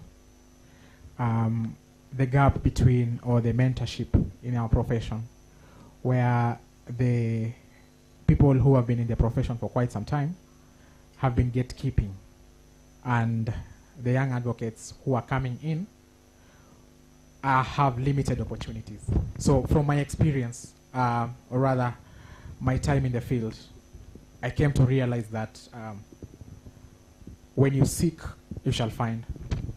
So the cake is big for all of us, and my experience in the partnership area, which is more or less a private business, you get an opportunity, you do it very well, you will get a referral. These referrals keep on building, they build, they build, they build. At the end of the day, you don't need that senior partner to refer you somewhere for you to have an opportunity. Number 2, the current crop of advocates that is coming up is very detail-oriented and alive to the problems that are facing the society, the law society of Kenya. And as such, we have seen even programs which are coming up on how to bridge that gap between our seniors and the juniors, so that at the end of the day, it is not a competition, but we complement each other. So being in that space, I will say that for as long as you are willing to work and identify opportunities, once you are able to do something and you do it very well, it doesn't matter. Doors will open. From my experience, that is it. All right, so thank you, Wakili. And Eugene can add on to that and also ask one of them or each of them to add in a one-liner. So Babazura has asked a very good question. I think you've likely touched on that about opportunities, because there are lots of management trainees currently at Kenya Airways. There are lots of people at the KCB2 Jejiri program and many other, programs under other companies. And someone will tell you that sometimes, and I know sometimes people think, that you have to know someone to be in a certain big organization. Like, I remember when I first got a job here in communications, people asked me, who did you know? And surprisingly, you don't have to know anyone as long as you qualified, right? And sometimes that doesn't fly, right? Because people want to oppose and fit to their narratives. But the management trainees here, I want them to lift their hands. Management trainees here, a few MTs, we have them. Who do you know at Kenya Airways? You know no one. Oh, that's really good, because it's the truth. All right, so just a one-liner from the panel, then we'll close down. Next 5 minutes, we're doing the last session, then we can call it a day. Very quickly, Eugene, Wakili, then Billionaire. I think there was a direct question that was asked at me, which is the difference between clout and talent. Working in the creative sector now, it's become very interesting because of social media. There's a lot of people. One of the easiest ways to become very famous is to do something absurd on the internet. And it's all kinds of things, from sexual stuff to sex tapes and all these, as simple as there's a bunch of guys now who just sit there and eat a lot of food in a very short period of time. And what I've found is that there's a large difference between fame and infamy. And sometimes because of social media now, it's become a bit difficult to differentiate because you're getting an applause anyway. But I think in terms of just sustainability and a personal brand, in the long run, having a good reputation matters more than being infamous. And so in terms of just that, I would say, sometimes there's people who go and do some cloud stuff and they do find some success, but sustainability and the staying power of those people is usually very low. And the chances of you undoing that later, if you wanted to, are difficult. And I mean, you could start being good, and then if you want later when you're older, you could change that. But undoing it the other way around is almost impossible. My closing part, in short, is again, now because of social media, a lot of us young people get this sense that the world is this gloomy and very difficult time, and I think it's because of all the information that we are consuming. But the reality is that, for us, a lot of you people, there's never been a better time to be young than there is now. Human beings are living longer. You have the privilege of youth. You have connectivity and the internet, and you could be anything that you want to be. And so just to make you feel encouraged that it's never been a better time to be a young person than it is now. Wonderful, wonderful. So your parting shot, Wakili, then we come to Billionaire, then we call it a day. Thank you very much. Mine will be very, very brief. The universe is very generous, and each and every day when we wake up in the morning, it is looking for who has been utilizing their strength, their opportunities, their time well, so that I can reward them. So tomorrow as you wake up in the morning, make sure you are the best version of yourself. Work hard, work smart, do your best. And as it is said, luck favors the prepared mind. Be prepared. When the opportunity comes, it will be yours. Thank you very much. There you go. You heard it here first, Billionaire. For me, the challenge will be all of us. Can we try and think globally? You think your business is struggling in Kenya, it might be thriving in Yugoslavia. Think global. Like, you're limiting yourself to the challenges we have here in Kenya, whereas you could be thriving somewhere else. If you start your small business, start marketing everywhere. You can be supplying products in any country. The first time I started selling things in Togo, I never knew I could sell in Togo. So think globally. Okay, there goes the challenge. Let's go for all of them. So ladies and gentlemen, that's the end of our session. Hatuna anguka nayo. Tuko na anguka nayo? Hatuna. Ndio hivyo sasa tumemaliza. Let's clap for them. Okay, so we've come to the very tail end of this session, but before that, I'm going to invite someone who's going to take 5 minutes of your time, and if she doesn't, maybe I need to pull her off stage politely. All right, so let me just introduce her.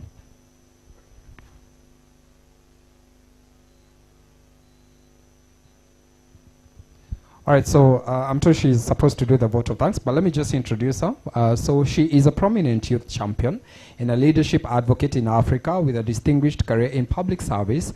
Her extensive experience includes high-level roles in communications and event management. So ladies and gentlemen, she's looking dazzling in all white. Her name is Ruth Mueni Muhwana.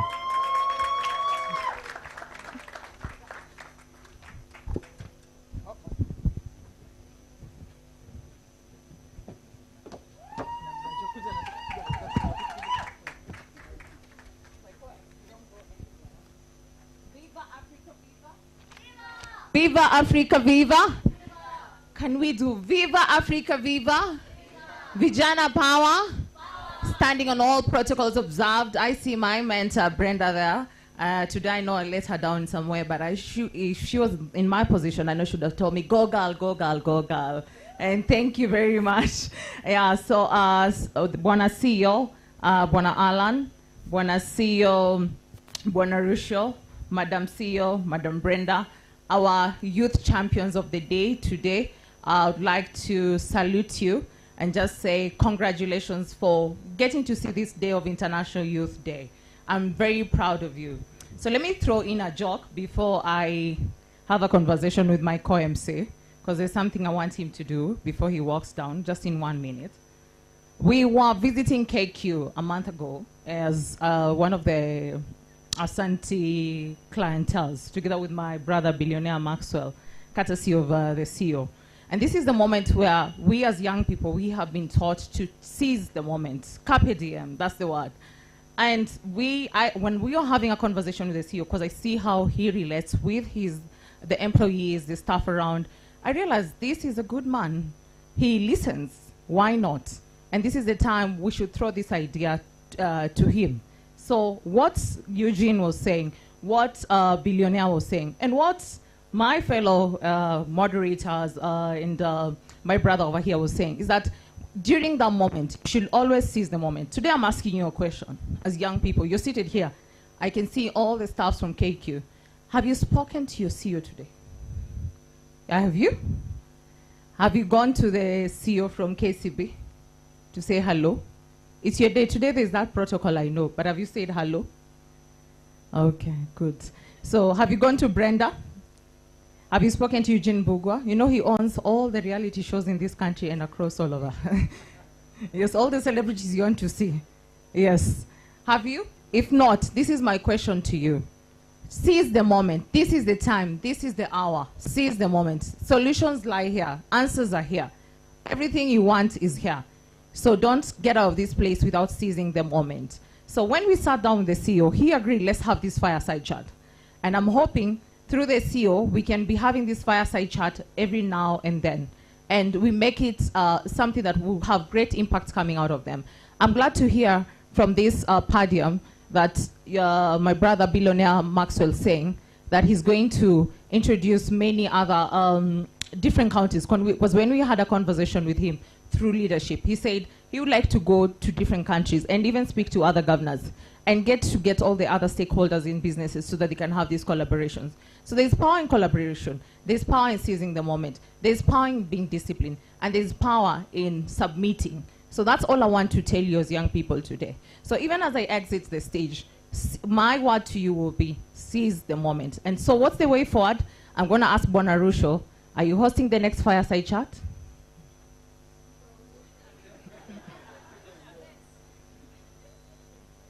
Thank you so much. A round of applause for CEO KQ and CEO KCB, because that means then we have the next fireside chat and we'll have the next champions. We want to see the next moderators coming from you. We want to see the next billionaires sitting on those panels. We want to see the next Eugene Bugwas coming from you. So next time, let's not have the same faces. We want to see the next Mwenis when we're going to Bwana Rusho's place for a fireside chat coming from you. So as I exit the stage, I will not leave here without asking Bwana CEO and Madam Batha Just one last question. What is the future for these youths? I know you have spoken. What is the future? That's why I want to Really now? Yeah, so very briefly. Wow. The future is yours. The world is your oyster. Make it what you wish. Thank you. Wow. I need to pride, still with pride. I would just like to say that I am so proud of the youth of this country. I am so proud of the youth, and I have a lot of faith in the youth of this country. You've demonstrated beyond any shadow of a doubt that you are ready to seize the moment, to take opportunity, to take leadership. So the future, like Brenda's saying, is in your hands. And I like what Ruth says, seize it, seize it. Those of us, the reason why you're sitting here today is because we are listening.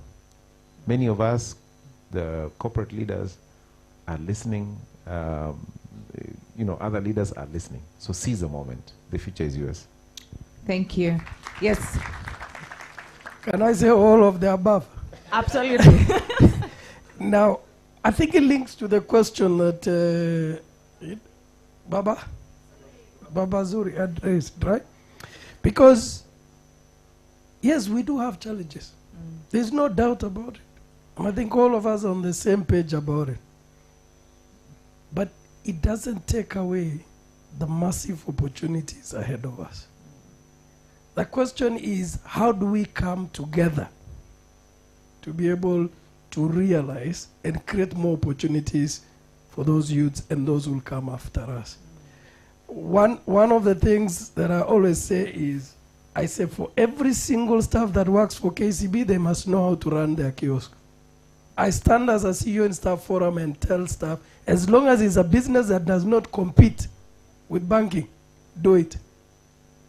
Because there is no one who gives you loans at 5%, 6%, 7%. Everybody else here is borrowing at 17. Why the hell would you not be, as a KCB staff, be able to progress and do something meaningful for yourself? Now, as you do that, you create opportunities for others. Right? And today, when I look at all CEOs and a representation here, is everyone is trying to do the best for this country. And we do not compete. So how do we then come together to make sure those opportunities are realized? And this is just the space. So please step forward, show up. And that's what I'll say to the youth. If you don't show up, nobody's going to show up for you. It's gone. Thank you. Thank you so much. So I'd like to say thank you on that note. So my fellow youths, let us build bridges of understanding and cooperation, transcending borders and differences by working together. That's what I want to say. We can foster a world where every voice is heard, every individual has the opportunity to thrive, and our planet is protected for future generations. Embrace the spirit of collaboration and take action in your communities, whether through advocacy, like Eugene said, creativity, or simple acts of kindness. Your efforts are vital. Together, we can create a future that reflects our shared values of justice, equality, and peace. The future is ours to shape. Let's run the show. A round of applause to everyone who made it here today. Thank you very much. My name is Ruth Mweni, an African Youth Champion. Asante. All right, so I'll ask that we all rest on our feet. Let's rest on our feet, all of us. Oh, I forgot you. Let's rest on our feet. Then I want us to open our arms wide, our arms very wide. Then once we clap, we say, oh yes. Okay, let's go wide, wide, wide, wide, wide. Our arms very wide. Then let's bring them together and say, oh yes. That's for every one of you. Have a good evening. Thank you very much.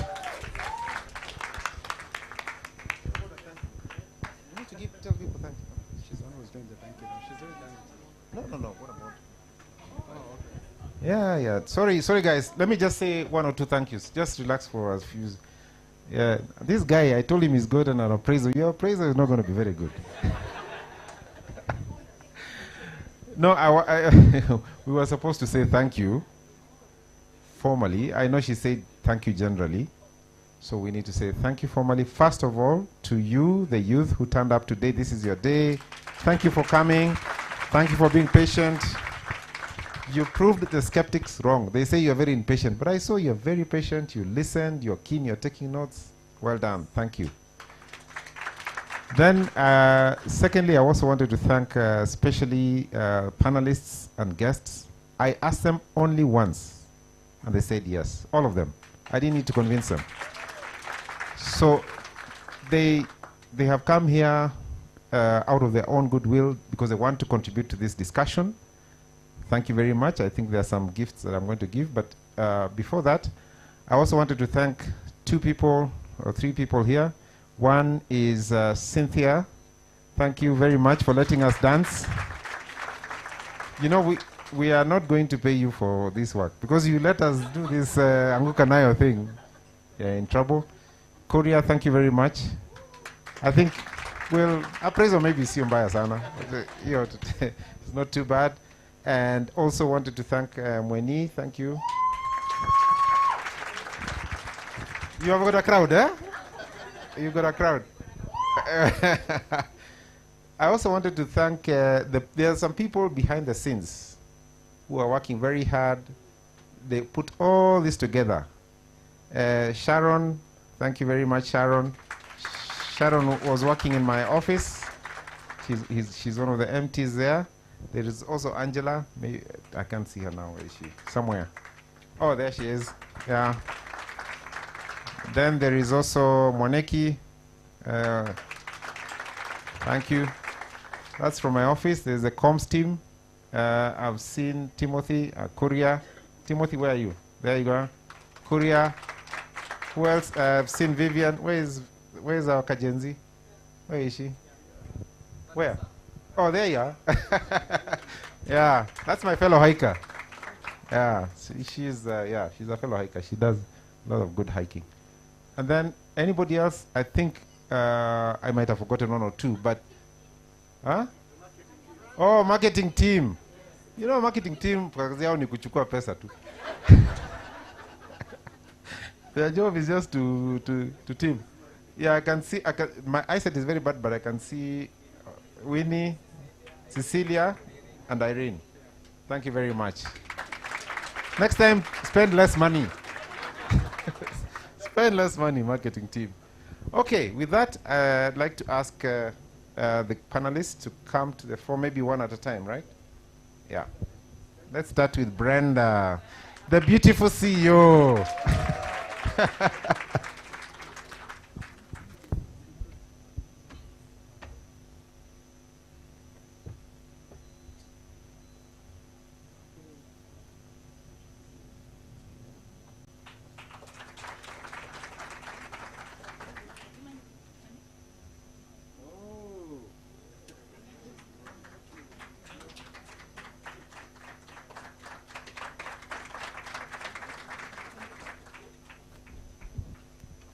And then next up is, let's go to, Eugene.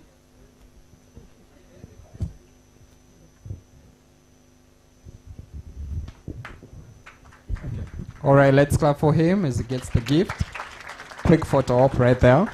Quick photo op. Asante sana, Eugene, for coming. Next up, let's have our friend, Mr. Russo. Oh, billionaire. Okay, Gen Z's first, eh? Was he complaining about social media about you, eh? Okay, billionaire. Okay, let's clap for billionaire. Asante sana for coming. Thank you very much. Yeah, thank you. Mweni, you know yourself. Come up on stage. She brought her crowd. Karibu sana. Let's clap for her. Asante Mweni, we are so happy that you took the time off your very busy schedule to join us. Thank you very much. So quick photo op right there.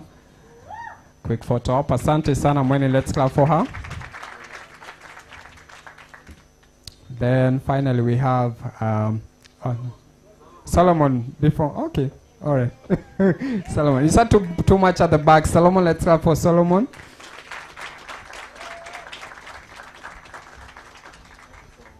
Asante sana for making time to be with us at Kenya Airways, and for the rest of our partners. Thank you. Let's clap for him. And finally, we have Paul Russell. Karibu sana. Thank you, thank you, thank you, thank you very much. Yes. Thank you for taking the time to be with us here today, and the youth. Quick photo up there. Asante sana. Quick photo up. Perfect. Let's clap for him. Finally, we have Cindy Mwangi on stage. You need my help just in case you trip. Oh, Paul is there for you. Thank you so much, Cindy, for taking the time to be with us here today. Asante sana. Thank you, thank you, thank you very much. Thank you. Let's clap for her. All right. Perfect. So. Okay, could I call all the panelists to... this courier guy, he's always abandoning her. How do you have courier? And you know he's not married. No wonder. Now I see the problem. Let me ask Brenda, Paul, Billionaire, and Solomon, and also Eugene to come to the front so we can take some photographs. Let's take the panelists first, and then we'll take... Yeah, so let's do the panelists first, then we'll do the rest of the guests. And by the way, I've redeemed myself for my appraisal for this photo of Alan. So everyone had forgotten about it, then I came up with it, so we should be good. All right, so we good? Okay, quick photo up there. I think we can smile a bit more. Okay, 3, 2, 1, let's go. Perfect. Okay, let's clap for them. So let's have them now joined by the rest of the people. And I see someone I want to call here, our CFO. Okay, all right, don't worry. Our CFO, I'll request that you join us on stage. Our CFO is here with us, Helen. Asante sana, Helen, for coming. Okay, yeah. Appraisal. Welcome. All right.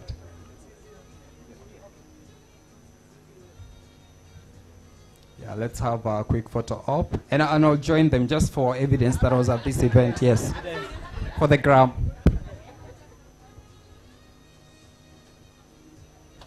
All right, thank you very much. Thank you. We can all get down from stage. Yeah, thank you, Brenda. Yeah, that's what I know. Yeah, so we have refreshments. Please do not go. And I'm just about to forget these ladies again. Come. Okay. She's good. Yeah, so don't leave yet, please. There are refreshments and a few bites over that corner. And as you can see, we also have the fireside, like literally. So please join us for that. Asante sana. Let's clap for everyone. Thank you very much. You have a wonderful day. My name is Kanyingi Kuria. I've been your MC. Asante.